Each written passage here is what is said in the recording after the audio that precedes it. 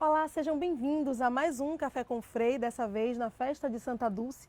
Enquanto estiver acontecendo a festa, a apresentadora do Café com Frei serei eu, Rosa Brito. Vou entrevistar os 3 frades aqui da Fraternidade Santa Dulce dos Pobres, que fica aqui nas Obras Sociais Irmã Dulce.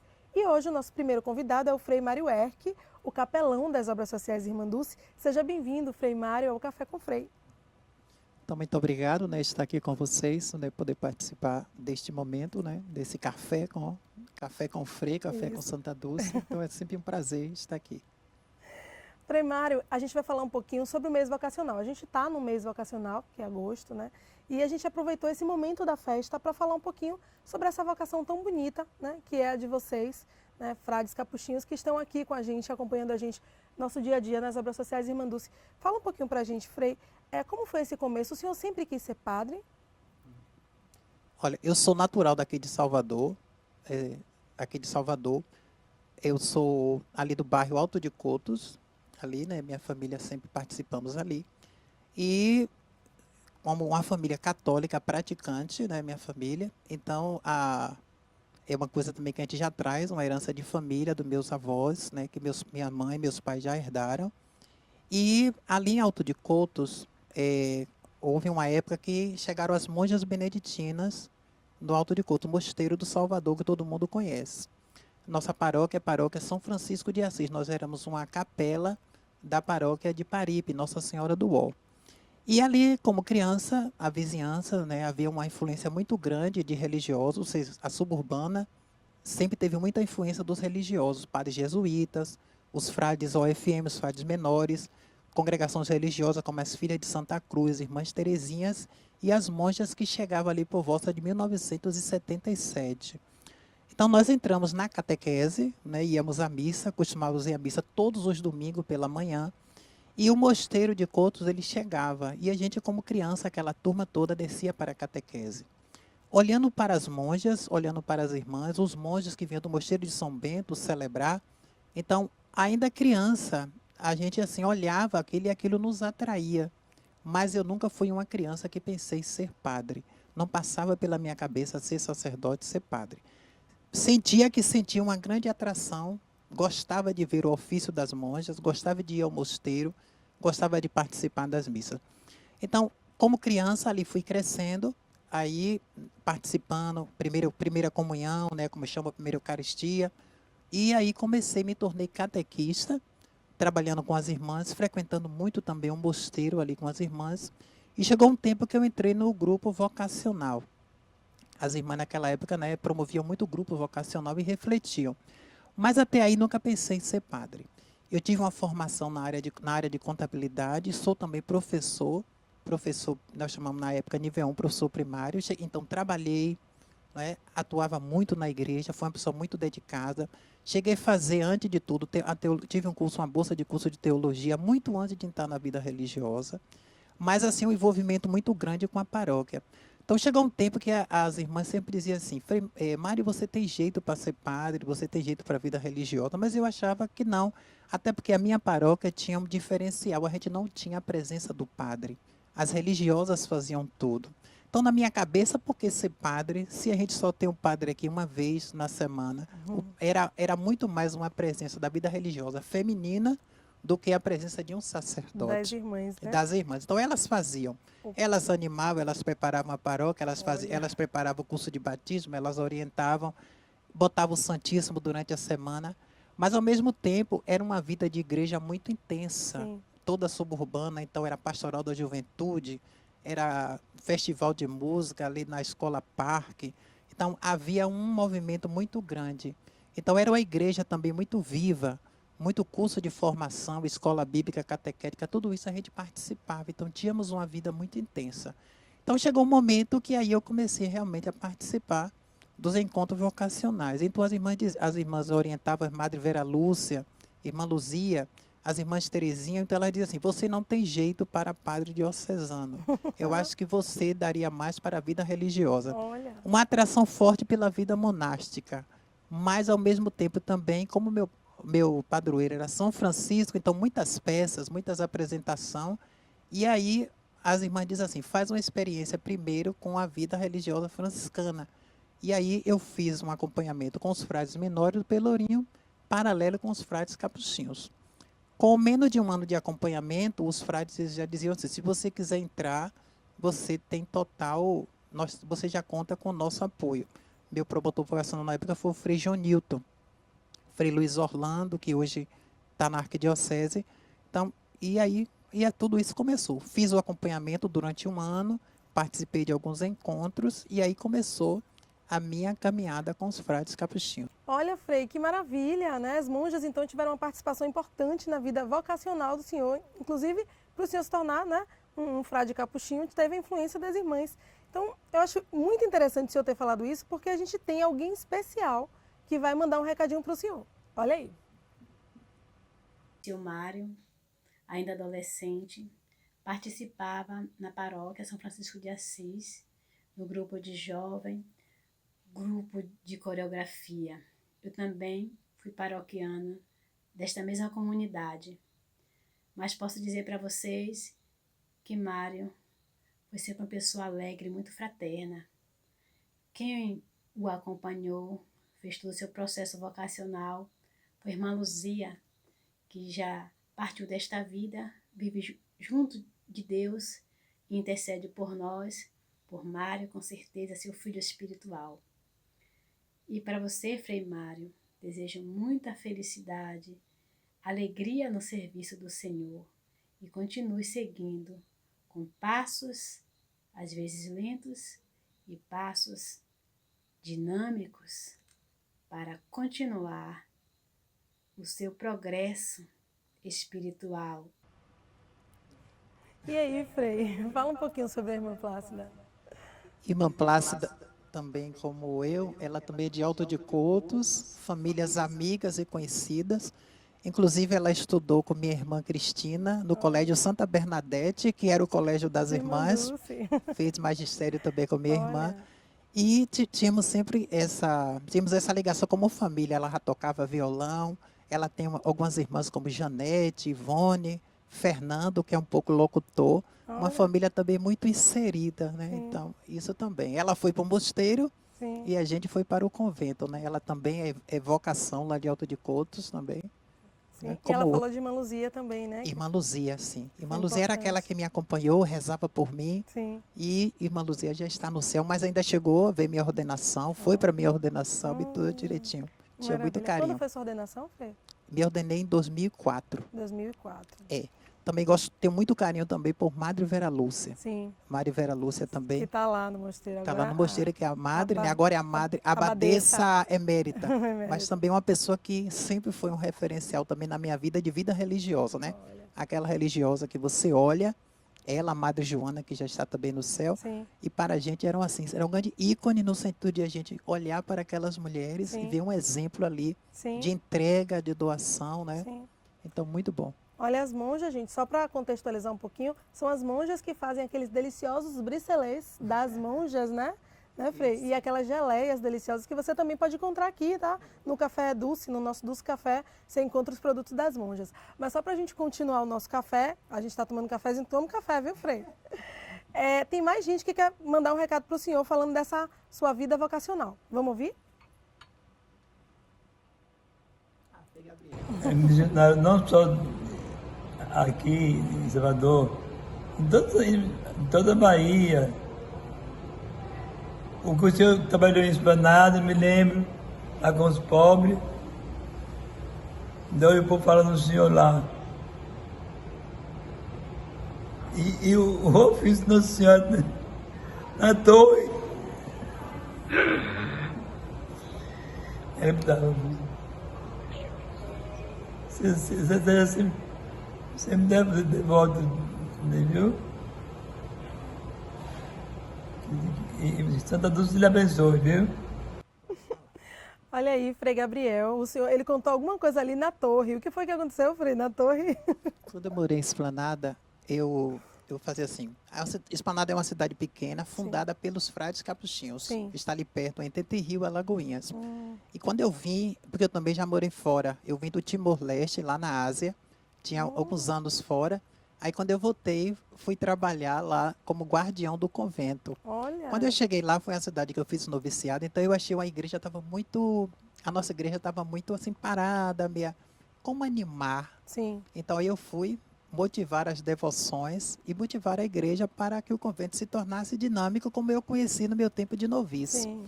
E aí, uma das estratégias que nós usávamos era, o povo lá é muito devoto. Então, todas as manhãs, nós tínhamos um alto-falante, a cidade é pequena, e eu colocava o ofício de Nossa Senhora. E o povo acordava todos os dias com o ofício de Nossa Senhora. Então, aquilo fez um grande sucesso na Olha. cidade.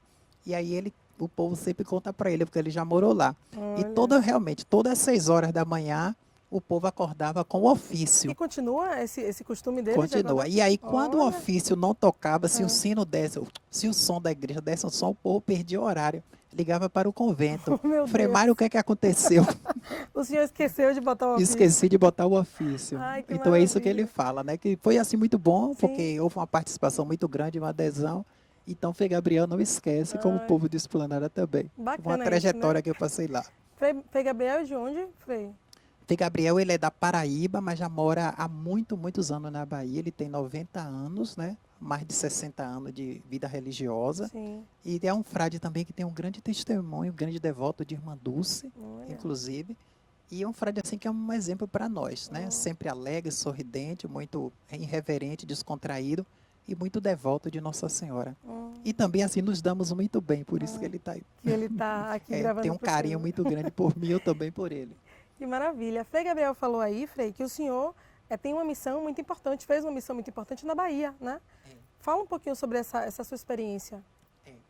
Como frade, eu morei em Jaguaquara, morei também em Esplanada, tenho uma experiência também muito forte na cidade de Itabuna, né? São lugares que eu fiz um trabalho muito bom. Sim. Passei um pouco também por Vitória da Conquista, mas mais forte mesmo, Jaguaquara, Itabuna e ali Esplanada, né? Tive essa experiência também fora do Brasil, Sim. na missão lá Timor-Leste, ali entre a Austrália, ali naquela região entre a Austrália e a Indonésia, ali naquela Timor, Indonésia, ali também fiz. Mas no Brasil, Sim. na Bahia, essas 3 cidades bem fortes. Pertinho. Itabuna Pertinho de Frei Giovanni, né?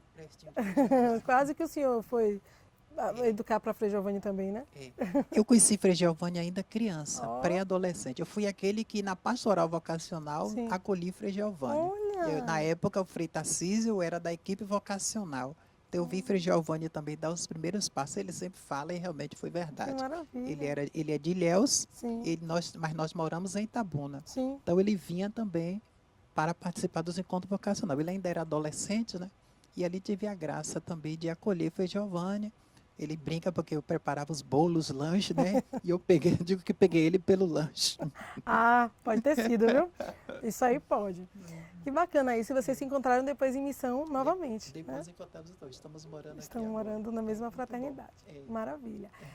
O senhor viu aí, quando a irmã Plácida falou, dessa preocupação que o senhor sempre teve, né, com as pessoas, né? Frei Gabriel também mostrou bastante esse seu compromisso com a missão, com a vocação. Como foi isso, né, para a sua família, né? Quando o senhor saiu, a sua família sempre apoiou o senhor, sempre foi, né, a favor do senhor virar padre? Como é que foi esse processo? Olha, minha família, assim, né? Minha família, eu posso dizer que sempre apoiou. Minha família sempre me apoiou, assim. Minha mãe, meus irmãos, meu pai Sim. também, né? Já estava ali, meu pai já estava, depois meu pai vinha a falecer. Mas minha família me apoiou bastante. Porque assim, como é uma família católica, também praticante, né? Eu tenho Sim. irmãos também que são praticantes, minhas irmãs. Então, para eles também, claro, a princípio um susto, né? O que será que está acontecendo? Mas depois, não, mas sempre me apoiaram, né? Eu vejo assim que eles terminam tendo até um certo orgulho. Sim. E até mais também por isso, somos muito unidos como Sim. irmãos, né? E mesmo independente de ser sacerdote, percebi que sempre tive uma influência forte na minha família. Influência forte, né? De liderança, Sim. assim, meus irmãos. E somos muito unidos como irmãos. Sim. Até hoje ainda somos muito unidos. Às vezes convivo pouco com eles hoje, por causa da missão, mas somos muito unidos. Então me apoiaram bastante, acompanharam todo o processo. Nos momentos fortes sempre estiveram presentes, como Sim. primeiros votos, Sim. na ordenação diaconal, ordenação aqui. E sempre me apoiaram, então tem tudo. Minha mãe também, meus tios, primos, família mesmo. Além dos meus irmãos, Sim. minha família mesmo, os primos, sempre o pessoal apoia muito. E vejo que tem até um certo orgulho, né? Sim. Passam a ter um certo orgulho a vocação, mas sempre apoiaram bastante. Bastante. Um carinho muito grande que eles têm. Olha, o senhor falou de ser protetor e, de fato, né, tem alguém que vai falar sobre essa proteção. Vamos assistir. Pessoa sempre muito família, sempre foi muito próxima à família, muito caseira, muito dedicada e muito unida a nós, irmãs. Sempre teve uma proteção, uma dedicação, um carinho, pessoa sempre muito família, sempre foi muito próxima à A gente tem. família, muito Você caseira. sabe quem é, né, Clara? Muito dedicada e muito unida a nós, irmãs. Essa pessoa sempre muito família, sempre foi muito próxima à família, muito caseira. Muito dedicada e muito unida a nós, Então, irmãs. beleza. Sempre teve uma proteção, uma dedicação, um carinho muito grande por nós, irmãs dele, principalmente a mim, que sou uma das mais novas, sempre teve uma dedicação e uma proteção muito grande comigo. Sempre me levava com ele junto, a caminho nas coisas da igreja, ele sempre me levou, foi meu formador, foi meu catequista, foi meu professor e ajudou na minha formação. Mário é um exemplo de perseverança, de amor.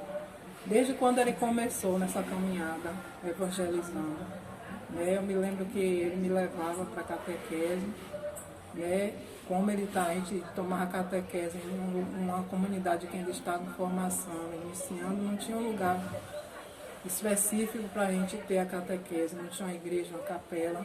Muitas vezes ele parou embaixo de um pé de amêndoa, de uma árvore, e dava sua formação, sua catequese, sua aula, com a mesma perseverança, com o mesmo amor e com a mesma dedicação, como se estivesse num local apropriado.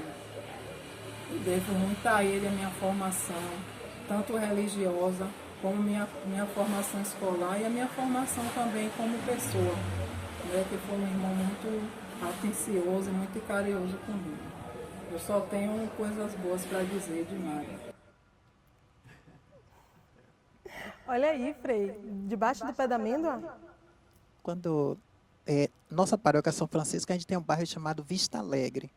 O bairro Vista Alegre chegou depois que foram construindo a Urbs e alguns Sim. bairros aqui de Salvador, eles foram deslocados, né, para a suburbana. Não sei se vocês lembram isso, né? Não lembro, Alguns mas centros, já viu falar na história, já como o ouvi falar. Mosteiro de Couto. Então, Sim. os bairros foram sendo, Fazenda Coutos, Vista Alegre, era alguém que saíam de alguns lugares que eram desocupação e ia chegando para aquela região. Sim. Porque até a suburbana eram muitos sítios, era muita área verde, não havia tantos bairros, os bairros foram formados. E dentro da paróquia de Alto Couto surgiu Vista Alegre. Então, me confiaram como catequista a iniciar uma missão naquele bairro, né? E ali a gente foi fazer, né, essa missão. Não havia capela. Então, como dar uma catequese, como formar? Então, a gente não desistia. A gente ia, enquanto a capela não chegava, o centro comunitário também estava ocupado. Sim. Então, eu com algumas colegas, também com as irmãs Terezinhas, na época, a gente fazia isso. Então, cada um pegava a sua turma, debaixo de uma árvore ou ali sentado mesmo na porta de um coisa, a gente dava a catequese. E como ela era minha irmã caçula, Sim. então a gente ia comigo. Então eles iam conosco e ali formavam e ali fizemos a catequese, ali eles cresceram. E você foi catequista de sua irmã. Fui Que catequista de minha irmã. maravilha. Só para a gente fechar com chave de ouro esse bate-papo maravilhoso, o que o senhor diz dessa dupla daí? Falar de Mário é um pouco reservado. Por quê? Porque Mário, como ele é hoje, falar de Mário é um pouco reservado. Por quê? Porque Mário, como ele é hoje, ele era como criança. Ele era uma pessoa reservada, não tinha muitos amigos, era mais uma pessoa caseira, entendeu? Então, assim, gostava de animal, né? E quando começou a igreja? Começou com uma vizinha que a gente tinha aqui, Dona Dazinha. Dona Dazinha foi quem encaminhou a gente para a igreja, justamente com minha mãe. E a gente começou, aí tinha as novenas de Natal, ele sempre estava presente com minha mãe, né? Depois passou a ter as missas, ele começou frequentando aos poucos. Daí veio a vontade de participar da catequese. Aí ele entrou na catequese, não foi, velho? Fez a primeira comunhão. E daí ele seguiu. Aí nesse tempo, ele conheceu a irmã Gilvanda, a irmã Cícera, e ela criou aqui em Cotos um grupo vocacional. Um grupo vocacional. Então, nesse grupo vocacional, ele entrou, né, e ela foi quem incentivou e ele deu continuidade. Né? Tinha Gilmar, que é o outro irmão. Gilmar dava catequese, ele dava catequese, e aí ele foi se interessando pela igreja. E daí então não saiu mais, como está aí até hoje. Estava só mesmo. A gente ensinava, mas ele era uma pessoa muito interessada. É tanto que ele ganhou uma bolsa de estudo. Todo mundo estudou no Almirante Barroso, mas ele estudou no comercial, no Piripiri. Ele ganhou a bolsa de estudo. E a ele e a filha de Dona Maria Surda, aqui, eles que estudavam lá no comercial. Eu agradeço a Deus por ele ter essa escolha. Olha aí, Frei, sua mãe e sua irmã, essa dupla especial na sua vida, fazendo essa homenagem para o senhor. Eu sou muito unido com minhas irmãs, com a minha família toda, né? E com essa minha irmã mais velha, a gente tem uma afinidade muito grande. Sim. Ela também é professora. A gente Ó. sempre trabalhou juntos, né? A gente sempre trocou muitas ideias. A caçula, porque minha mãe, depois de muitos anos, teve uma filha, né? Então, era aquela criança no meio dos adultos. Sim, Então, sim. por isso, a gente até assumia um pouco. A gente assumia, né? Um pouco, Sim. levar para a escola, evangelizar. E como a gente já era professor, por isso que minha irmã falou, terminou sendo professor dela também. Dela. É. Mas assim também, uma relação muito boa com minha mãe, né? Assim, de confiança, Sim. como é que se diz assim, de respeito, né? Ela tem muito carinho por mim, por ela também. Sempre nos damos muito bem, né? Sim. Nesse sentido também. Uma pessoa também muito importante na vida da gente. E posso dizer assim também, como elas falaram, né? Na comunidade também, muitas pessoas até que já estão no céu, mas que foram mulheres, porque assim, na comunidade havia um grupo de mulheres que naquela época dentro das comunidades. Então, Sim. também a gente temos que assim, agradecer muito, porque foram Sim. presenças na nossa vida, né? Olha. Por exemplo, tem uma senhora chamada Matilde Dazinha, ela faleceu até aqui no Hospital da Irmã Dulce. Ah, foi? Mira, várias pessoas. Então, eram mulheres também que tinham uma força muito grande. Maria dos Anjos, Sim. Edith, que foi também uma das minhas catequistas. Então, essas mulheres eram muito fortes na evangelização. Sim. Como a irmã Luzia, elas tinham um grupo chamado São João Batista, no Mosteiro. Então, essas mulheres eram mulheres de fé e que também, para nós, foram referências. Eu digo, para mim, também foram referências, né? Que De, assim, maravilha. nos levar, né, ali juntamente com minha mãe, desciam para rezar, Sim. estavam ali ajudando a comunidade. Então, foram presenças que marcaram na nossa vida. Olha que bacana esse resgate das mulheres, da importância da feminina, né? Sim. Na vida do senhor. Sim. Maravilha. Frei, foi muito bom bater papo com o senhor, né? Adorei esse nosso encontro aqui no Café com o Frei. Espero que o senhor tenha curtido também, né? Esse nosso encontro e que o senhor continue essa evangelização, essa sua missão vocacional, que é muito importante para a gente aqui em Santa Dulce.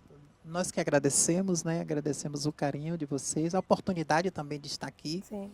E a graça também de poder servir, né? Hoje, como capelão das obras, né? Está também numa obra fundada por uma religiosa, né? Talvez aí, né? Deus tenha me colocado a Sim. presença das Teresinhas, a presença das Beneditinas e me trouxe nessa missão agora, né? Numa instituição fundada por uma religiosa, né? Religiosa. Então, assim, gosto muito de estar aqui, gosto muito de trabalhar nas obras, agradeço a Deus, né, essa oportunidade de estar aqui, poder crescer, dar um pouco daquilo que a gente pode, né? Sim. Ser também evangelizado a cada dia, porque trabalhar aqui é ser evangelizado a cada dia, né? Com Às vezes é certeza. até receber mais do que o que dá, né? Exatamente. Frei. Então, que Deus abençoe Rosa, né? Tenho muito carinho por Amém. Rosa também, toda a equipe. Obrigada. Viu? Que Deus abençoe, fortaleça vocês. Valeu muito estar Amém, aqui. Frei. Mas, Frei, antes da gente terminar, eu queria que o senhor deixasse uma mensagem vocacional para aqueles jovens, né, que estão pensando ainda nessa vocação, na vida religiosa. O que o senhor deixa de mensagem? Olha, eu acho que vale muito a pena, né? Se há uma vocação, se há um desejo, a gente tem que arriscar. Eu acho que vale a pena. Eu acho também que a igreja precisa, o mundo precisa, né?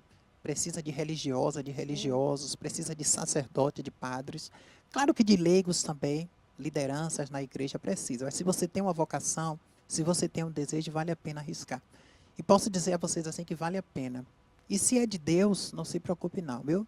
Tudo concorre e a missão acontece, a consagração acontece, né? Então, assim, vale a pena, se você deseja, né? Eu encontro muitos jovens, acompanho, às vezes também vejo muitos vêm e eu sempre incentivo, dou muito apoio, porque eu acho que é importante, a igreja precisa.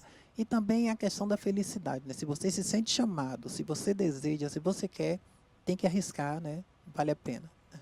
E você pode continuar acompanhando a gente também através das redes sociais. Curte, comenta, compartilha as redes do Santuário de Santa Dulce dos Pobres. Na próxima edição também do Café com Frei, eu continuo aqui, tá? Com vocês durante a festa. O próximo convidado é Frei João Paulo, aqui também da Fraternidade de Santa Dulce dos Pobres. Até lá!